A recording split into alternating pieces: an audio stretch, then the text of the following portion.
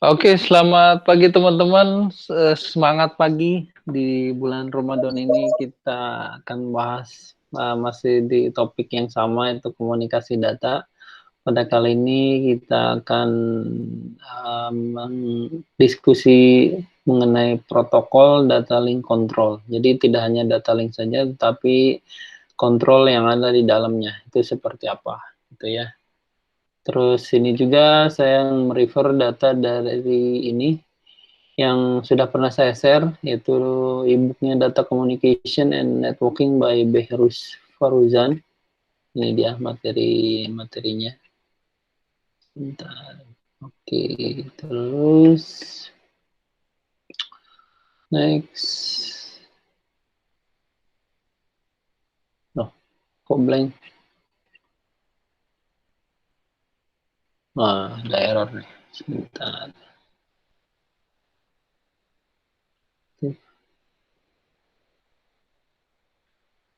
Sebentar, saya troubleshoot dulu ya. Siap, Pak. Ini yes, aku detect. Mungkin karena sudah terlalu lama ke open kali ini.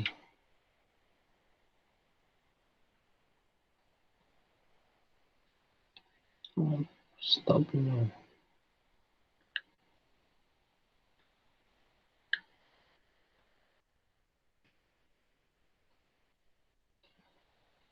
Close, saya close dulu.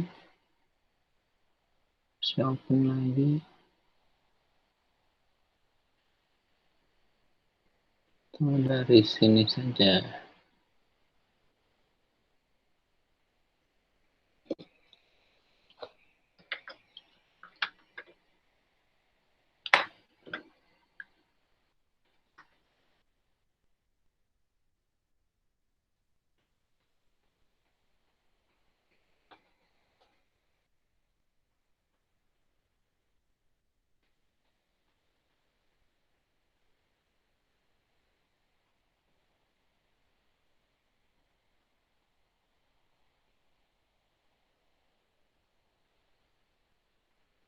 Materi ini juga sudah saya update di e-learning. Sudah pada buka belum ya, Mas? Sudah, Pak. Ada kan ya? Sudah Iya, saya ada. upload beberapa yang berhubungan. Ada Pak, ada Pak. Alhamdulillah kalau ada. Ini kenapa nih ada Acrobat Reader-nya? Force quit. Open ulang.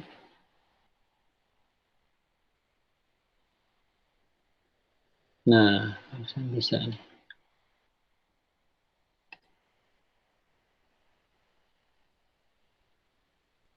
Windows.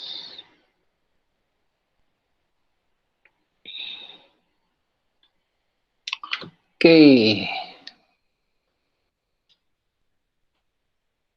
Oke, kita masuk ke pendahuluan langsung.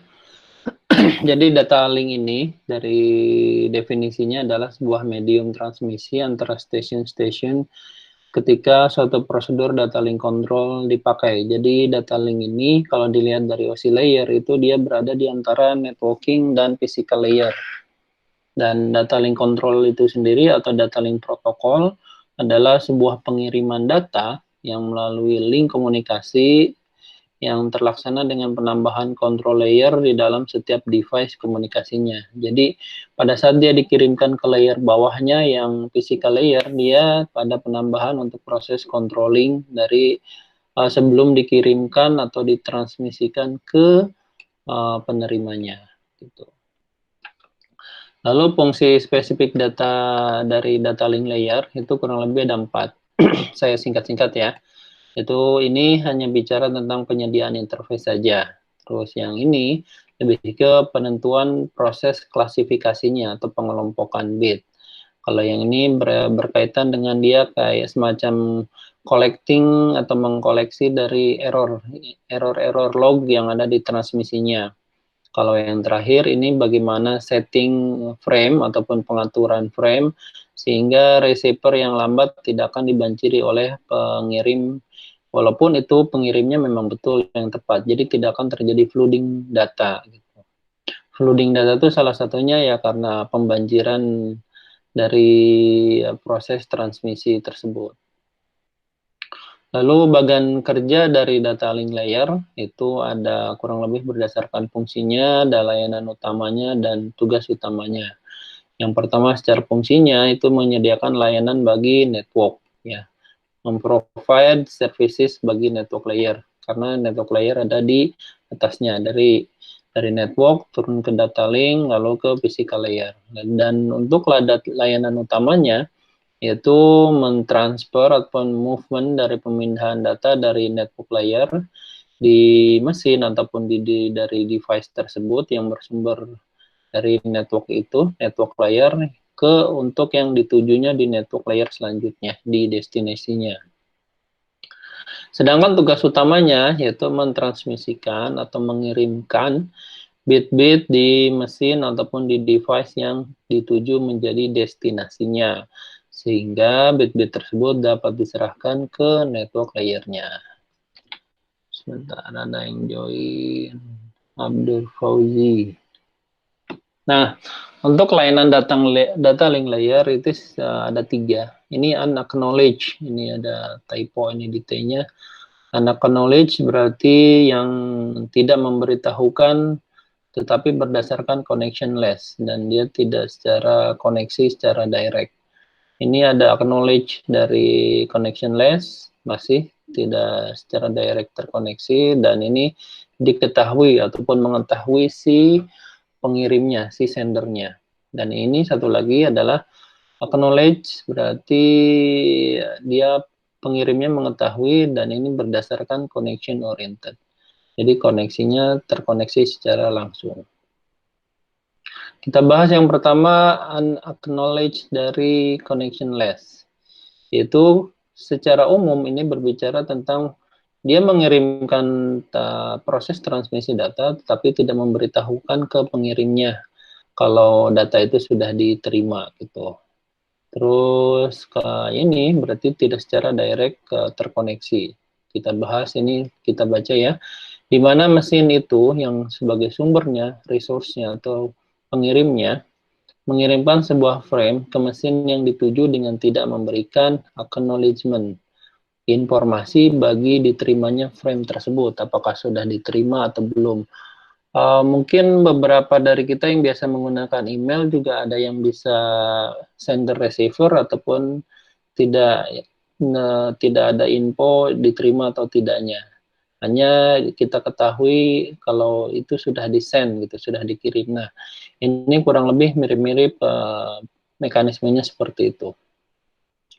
Lalu untuk lalu lintas ini sesuai dengan lalu lintas yang real time seperti percakapan gitu, di mana data yang terlambat dianggap lebih buruk atau kurang baik dibanding dengan data itu sendiri, ya, bukan berarti yang data yang buruk gitu.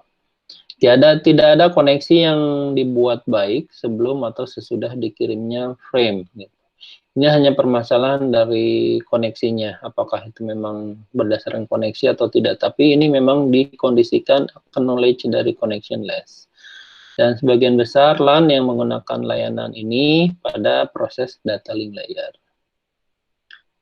Semuanya pasti ada kekurangan dan kelebihannya. Jadi ada kelebihannya pasti yang model unacknowledged, dia akan lebih cepat dalam proses transmisi datanya. Namun, kadangkala kita juga untuk memastikan nih si data ini udah terkirim atau belum ya gitu. Jadi proses integrasi dan integritasnya tidak diketahui kalau model untuk yang pertama tersebut. Mari kita bahas yang kedua. Untuk layanan ini tidak menggunakan koneksi. Akan tetapi setiap frame dikirimkan secara independen dan akan secara acknowledgement, dalam artian dia menginformasikan ke sendernya. Dalam hal ini, si pengirim akan mengetahui apakah frame yang dikirimkan oleh mesin tujuan atau si destinasi tersebut telah diterima dengan baik atau tidak. Layanan ini akan bermanfaat untuk saluran yang unreliable seperti sistem tanpa kabel. Terus yang terakhir, untuk acknowledge dari connection oriented. Dengan layanan ini, Mesin sumber di tujuan atau di destinasinya membuat koneksi sebelum memindahkan datanya. Dan pada layanan connection oriented ada 3 fase yang digunakan. Yang pertama, koneksi ditentukan dengan membuat kedua mesin menginisiasi variabel counter gitu, kurang lebih untuk mengawasi frame yang sudah diterima atau belum.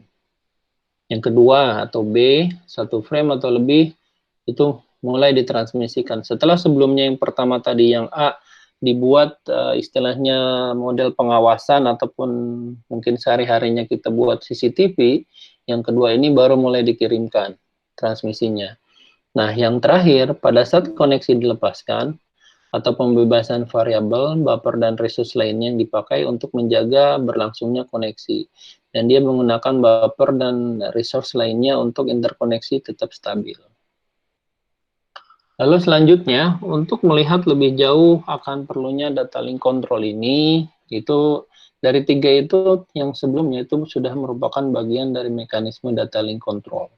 Dan kita bisa mendaftar ataupun melist beberapa persyaratan dan tujuan komunikasi data yang efektif di antara 2 station tersebut, yaitu dari pentransmisi dan penerimanya, receivernya, yang dihubungkan secara langsung di antaranya.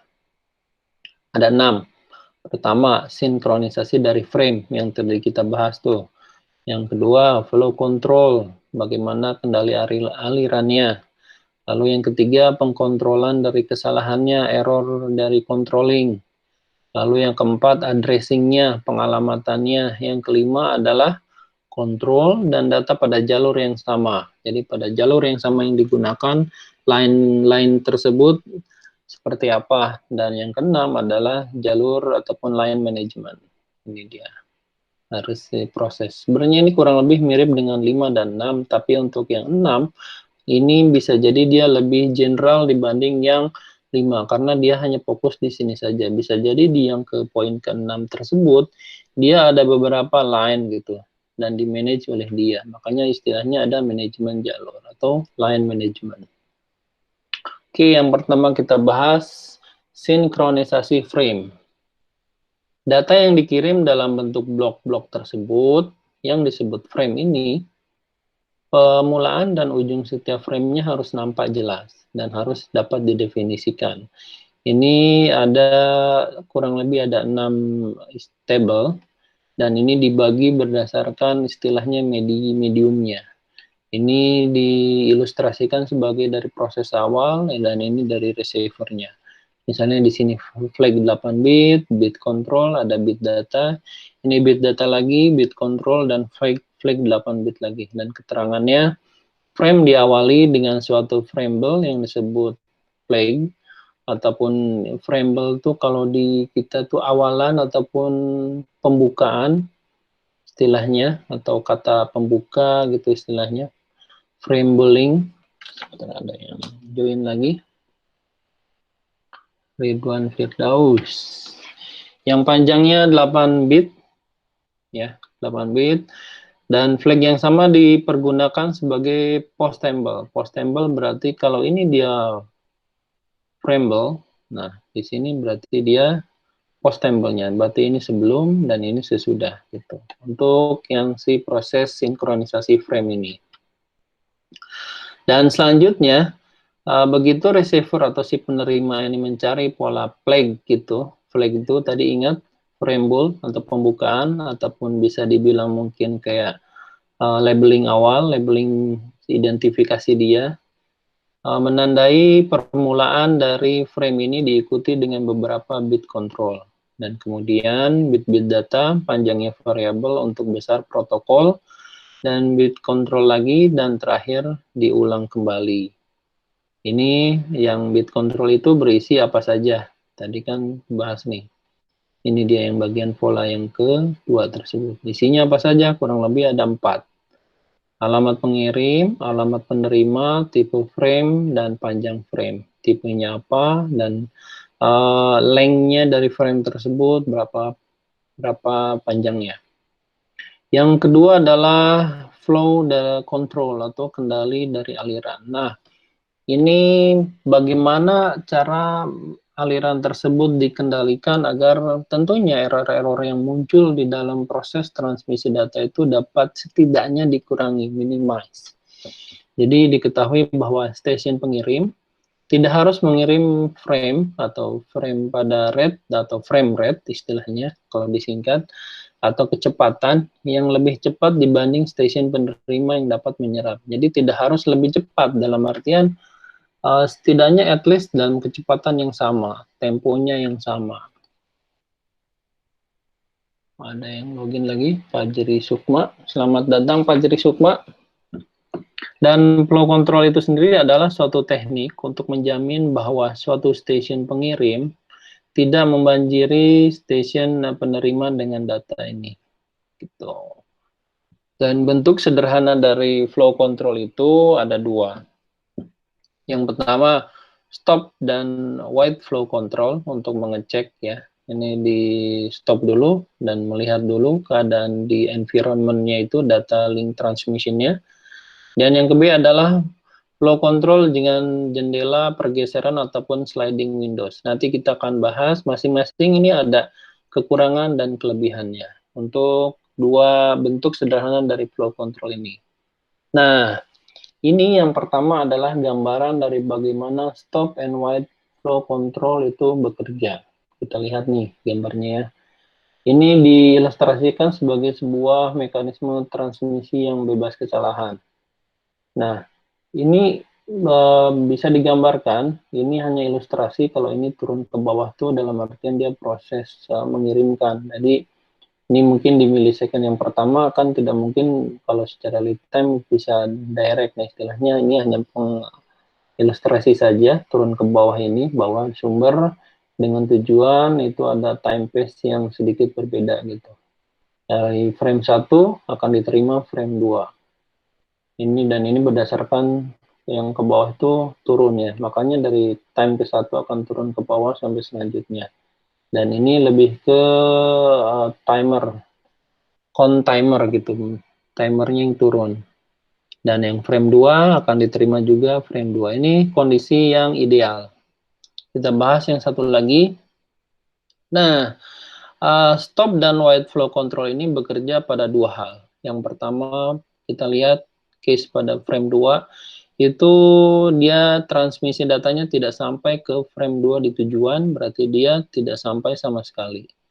Ya, kalaupun untuk yang frame keempat, dia terkirim, tapi bisa jadi ada data yang hilang, ataupun datanya itu tidak sempurna, atau bahkan berbeda. Makanya diistilahkan dengan gargled frame.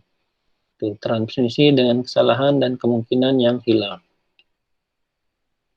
Terus, bagaimana proses kerja dari stop dan wait flow control tersebut? Kita lihat ini ya, ada dua case, di mana itu tidak terkirim sama sekali, ataupun di tengah, ataupun ada istilahnya, ada istilah sabotase. Kalau yang ini, ada proses modifikasi data. Gitu. Kalau misalnya terjadi ada insert di tengah-tengah. Dan control flow berhenti dan tunggu adalah yang pertama, entitas sumber mentransmisikan frame. Setelah entitas sumber menerima frame tersebut, maka entitas tujuan akan mengirim balasan bahwa frame tersebut baru diterima dan siap untuk menerima frame yang berikutnya. Gitu. Kalau yang mekanisme ini. Tapi kalau yang ini, kalau memang dia tidak menerima, dia tidak akan menginformasikan siap untuk menerima data selanjutnya. Gitu. Dan ini tujuan dari itu semua, dari stop and wait flow control itu, dapat menghentikan arus data dengan mudah dengan cara tidak memberi balasan. Jika dua kondisi ini muncul di dalam skema stop and wait tersebut. Nah, lihat ini kan, frame 2, berarti ini dia tetap akan nunggu, tidak langsung direct ke frame 3. Gitu. Dicek dulu dan stop and wait flow control tersebut. Atau setidaknya dia menginformasikan di lognya itu ada log error bahwa frame 2 tidak terkirim. Gitu. Oke, kita next. Nah, ini ilustrasi secara lebih lanjut dari yang tadi, dan stop and wait data link control, di mana station A mengirim satu event to dalam artian di activity-nya ataupun di time phase-nya. Message 1, time phase 1 atau event 1 dikirim sampai dengan diterima station B. Sedangkan yang other message-nya ataupun pesan lainnya atau data lainnya sedang menunggu awaiting atau di queuing untuk transmisinya. Sedangkan untuk yang ini, jika lainnya itu idle pada event yang kedua juga sama, kondisinya ini kondisinya direct, ini kondisinya idle, dikirim ke station B. Sedangkan untuk yang kondisi satu lagi, station A akan dikembalikan dari B, akan dikembalikan ke A. Apakah dia acknowledge atau not acknowledge atau unacknowledge? Apakah dia menginformasikan, oke, data ini terkirim ataupun terkirim dengan baik tadi dari station A ke station B gitu. Ataukah ini informasi terkirimnya kita menginformasikan bahwa data dari station A tidak terkirim dengan baik, ada data yang error atau bahkan tidak sampai, sudah kita tunggu di second pertama sampai dengan second kedua tidak ada data yang dimaksud di frame tersebut. Nah, kita lihat nih selanjutnya ini hanya urutan dari yang tadi diilustrasikan bahwa urutan sederhananya itu ditunjukkan pada gambar yang menjadi masalah serius. Kita langsung ke bawah nih. Jadi harus mengadakan suatu cara jika terjadi yang itu dua case ya. Apakah itu hilang ataupun datanya dimodifikasi atau tidak sampai. Jadi makanya suatu cara untuk mengidentifikasi dan mengurutkan message yang dikirimkan dengan berdasarkan ACK dan non-ACK. Dan apa itu ACK dan not ACK? Yaitu acknowledge atau data yang dikirim telah diterima dengan baik. Kalau not ACK berarti negatif case-nya, di mana data yang dikirim belum sampai. Dan sehingga harus memiliki metode untuk mengecek duplikasi dari message itu. Selanjutnya, bagaimana urutan pendeteksian duplikasi media bekerja? Ingat yang tadi, yang ini, ada case bagaimana untuk mengecek duplikasi. Pada event 1 atau pada tempe 1, pada activity 1, station pengirim atau station yang sebagai A ini mengirimkan sebuah message atau pesan atau data dengan pengurutan yang 0 pada headernya. Contohnya ini nih gambar. Dia pada data itu sequence-nya dan number 0 dikirimkan ke B. Ini dia eventnya 1 atau time-nya 1. Time 1 detik pertama gitu istilahnya. A mengirimkan pesan dengan urutan 0 pada detik pertama ke B. Lalu selanjutnya, stasiun penerima menjawab dengan sebuah ACK, penginformasian ataupun acknowledgement, di mana data dikirim, oke, diterima dengan baik, katanya. Lalu dia akan menginformasikan ke dari B, akan menginformasikan ke A tersebut dengan sequence number 0 pada time yang kedua, atau pada detik yang kedua, ataupun pada event yang kedua, gitu. Dan di B akan mengecek apakah error respon itu dengan acknowledge pada 0 tersebut. 0-nya mengacu ke number 0 di sequence ini. Selanjutnya, pengirim menerima ACK tersebut dari station A akan memeriksa nomor urutan yang 0 di headernya, mengubah nomor urutannya menjadi 1, yang tadi ya, dan mengirimkan message berikutnya menjadi event 3. Ingat, ini akan menjadi event 3 ataupun detik ketiga. Jadi ini detik pertama nih, event 1. Ini detik kedua. Ini di detik ketiga. Tapi perubahan dari si sequence-nya, ini sequence number 0. Ini dia masih di sequence number 0 ya. Terus yang ke selanjutnya akan mengirim baliknya, dia berubah menjadi sequence-nya number 1. Menerima ACK, informasinya nih. Menerima ACK dan mengirimkan data dengan urutan 1. Itu respon selanjutnya. Oke, nah ini akan berubah kembali pada detik keempat. Di mana stasiun penerima dari si B ini mendapatkan message dengan ACK 1. Di event yang keempat, akan tetapi message ini diterima dalam keadaan rusak atau hilang pada jalan. Ini seperti apa nih kondisinya? Berarti ini pesan atau rusaknya hilang. Dan pada saat si rusak dan hilang itu juga akan diinformasikan dari si A ini kan tadi dia source-nya dari si B ngirim ke A, tapi ternyata datanya itu hilang ya. Saya balik lagi ke sini. Di mana stasiun pengirim mengenali bahwa message di event 3 ini tidak dikenali katanya. Setelah batas waktu terlampaui itu timeout-nya tuh sudah habis. Timeout itu constraint-nya atau limitation-nya dari apa? Dari event ya. Kalau event dia udah berubah, berarti itu sudah timeout. Stasiun pengirim mengirim ulang message ini, di mana stasiun penerima mencari sebuah message dengan urutan 0. Dia membuang message, setelah sejak itu, dia adalah menjadi duplikasi dari data message yang dikirim pada event yang ketiga. Nah, kenapa dia menjadi duplikasi pada event yang ketiga? Karena dia pada intinya dia tidak menerima data dari si yang pertama ini, karena dia pesannya hilang atau rusak. Jadi dia seolah-olah hanya menerima data yang sebelumnya yang sudah diterima dengan baik atau pada event ketiga, dan dia akan mengirimkan sequence-nya itu berdasarkan yang dia terima dengan baik dan sempurna begitu. Kalau data hilang ya dia dianggap saya tidak menerima datanya gitu. Saya menerima data hanya yang sebelumnya. Dan untuk melengkapi itu sebagai responsibility-nya, sebagai pertanggungjawaban, stasiun penerimanya akan mengirim ulang ACK1 pada event yang ke-6. Kurang lebih seperti ini. Terus, nah ini. Ini gambaran ilustrasinya pada, bentar, ini dia. Akan kembali lagi ke sini. Ya, kurang lebih ke sini. Ini percis, ini yang pertama pada yang halaman ke-15. Jika ada dua kondisi, yaitu pertama hilang, yang kedua data dikirim, tetapi tidak sempurna atau bahkan rusak. Gitu. Itu untuk detail penjelasan skema dari yang halaman 15 itu. Oke, kita next ke flow control dengan model sliding windows control.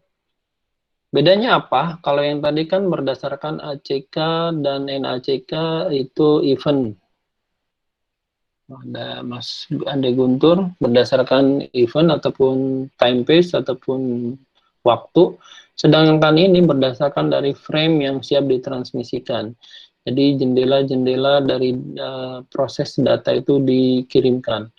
Di mana frame ditahan sampai dengan mendapat balasan, jendela dari frame yang ditransmisikan. Kalau lihat dari skema ini, dia cenderung memang lebih lambat. Karena kalau dia tidak diterima, dia akan tetap menahan itu si frame-nya sampai dengan mendapat balasan. Kalau yang model sebelumnya, yang si ini model dengan sequence number, dia cenderung lebih cepat, ya. Tapi ada kekurangannya adalah pada saat dia datanya itu tidak diterima dengan baik, dia pokoknya hanya menginformasikan dia tidak menerima data atau bahkan datanya rusak gitu. Kalau ini dia benar-benar akan firm sampai dengan dia mendapat balasannya. Apakah dia akan datanya itu diterima atau tidak gitu. Dan jendela melebar ataupun window melebar dari pinggiran yang memimpin saat ACK diterima.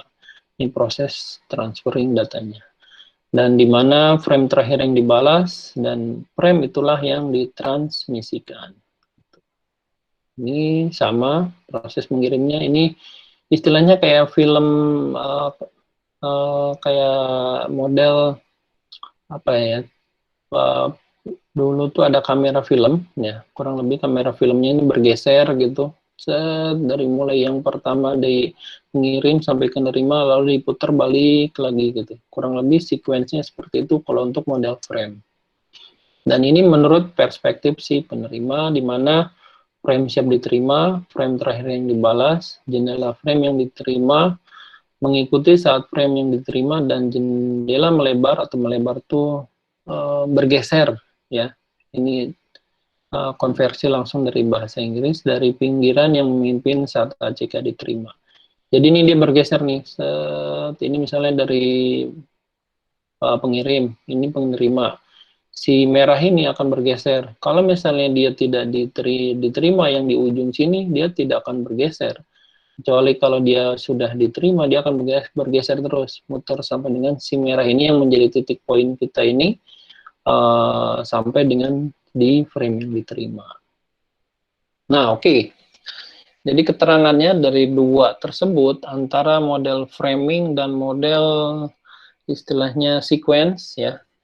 Gambar di atas menggambarkan proses jendela pergeseran. Dari frame-frame tersebut diberi nomor yang berurutan dari 0 sampai dengan 7. Kenapa 0 sampai dengan 7? Dia mengacu kepada bit. Bitnya itu ada 8. Karena bitnya itu ada 8, dia dihitung nolnya itu sebagai 1 sampai dengan 7. Lalu yang sama digunakan kembali untuk frame berikutnya. Dan kotak persegi yang diarsir itu menunjukkan frame yang dikirim dalam gambar di atas. Mentransmisikan 5 frame dan selanjutnya. Untuk yang paragraf ini tergantung dari kondisi case masing-masing ya. Bisa dia dari dia 5 frame, 4 frame, 3 frame. Tapi inti semuanya, frame yang disiapkan adalah berdasarkan byte. Dalam artian isinya ada 8 bit, berarti nilainya dari 0 sampai 7 kotak atau 7 frame tersebut. Ini juga sama, hanya case-nya saja, ilustrasi case-nya, misalnya contohnya awalnya A dan B memiliki jendela menunjukkan bahwa A mentransmisikan 7 frame dengan dimulainya frame 0 gitu. Lalu setelah A mentransmisikan 3 frame 0, 1, 2, 3 tetapi tanpa balasan. Lalu karena dia tanpa balasan, dia menyusutkan jendelanya untuk 4 frame selanjutnya. Kan ingat ada 7 frame. Dia 4 frame selanjutnya berarti dimulai dari 3, 4, 5, 6. Tetapi dia mempertahankan tiruan 3 frame-nya 0, 1, 2, 3. Halo Mas, ini ada suaranya kencang. Di mute Mas Alfahrul.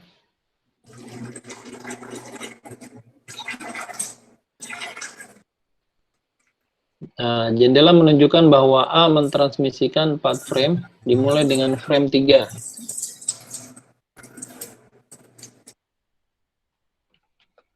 Dan kemudian B mentransmisikan RR, ada istilah baru namanya receiver ready.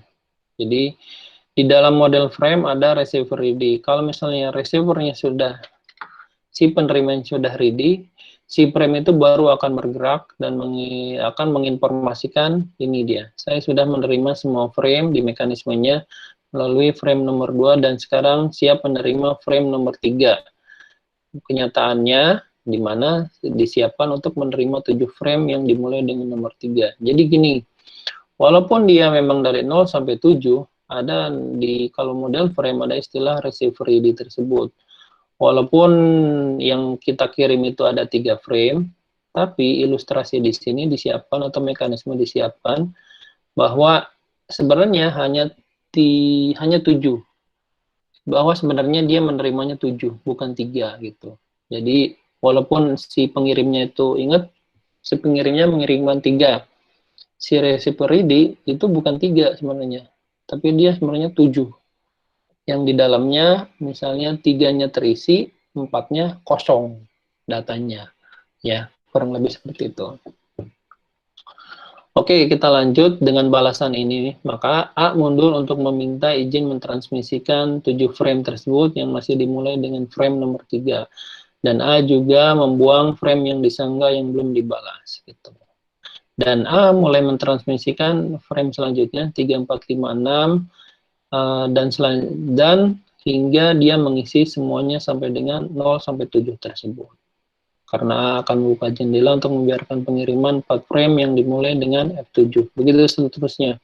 Karena kondisi case kita ini dimulai dari 0, 1, 2 sebagai 3 frame awal, tetapi pada kenyataannya dia harus mengisi semuanya 0 sampai dengan 7. Dan itulah mengapa si 3, 4, 5, 6, 7-nya itu akan menjadi apakah informasi itu kosong, apakah informasinya itu memang tidak dikirimkan begitu.